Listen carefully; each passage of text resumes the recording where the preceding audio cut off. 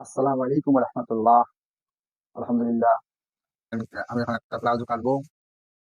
Short কাপড়ে কিভাবে palazzo কাটা যায় আজকে শিখবো। এখানে কাপড় আছে 2 গজ।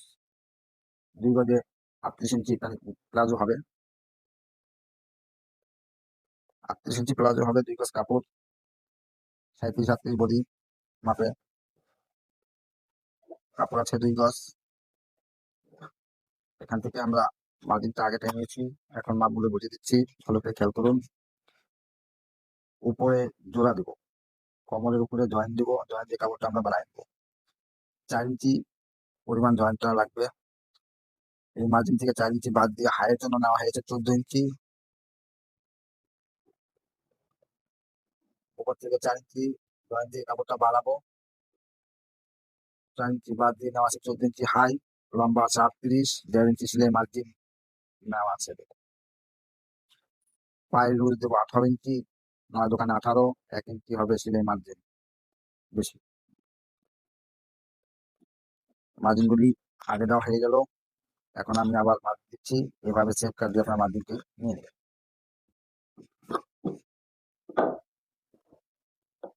হাই রাউন্ড 3 ইঞ্চি এবং 2.5 ইঞ্চি এ ধরনের একটা সেভ দিতে পারেন। 2 গজে 38 ইঞ্চি প্লাজো কিভাবে কাটিং হচ্ছে দেখুন। কোমর সাইডে আমরা 4 ইঞ্চি বেশি জয়েন দিয়ে নিলাম। জয়েনের কাপড়টা পায়ের সাইড থেকে যে কাপড়টা বেশি হয়, এই কাপড়টি কোমরে জয়েন দিয়ে দিব। তাহলে 2 গজে 38 ইঞ্চি পাইলে প্লাজো কাটিং করতে পারবেন। খেয়াল করি, যে কাপড়টা বাঁচলো এখানে কোমরে মাপ রয়েছে 15 ইঞ্চি। 15 এবং 30 ইঞ্চি পাত লাগবে। তাই আমরা এখানে বন্ধ সাইড থেকে মার্জিন নিয়ে নিচ্ছি 15 ইঞ্চি। খেয়াল করুন, 4 ইঞ্চি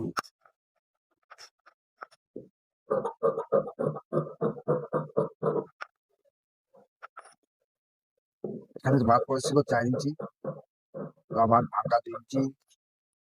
জয়েনের কাপড়টা এখন না লাগে মোট 6 ইঞ্চি।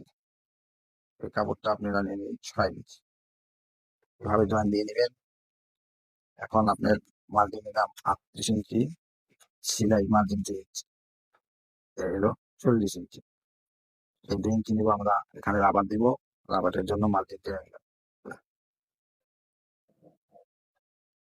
কম কাপড়ে এভাবে প্লাজো কাটিং করা যায়। আপনারা এভাবে প্লাজো কাটতে পারবেন। আলহামদুলিল্লাহ, প্লাজো কাটিং হয়ে গেল।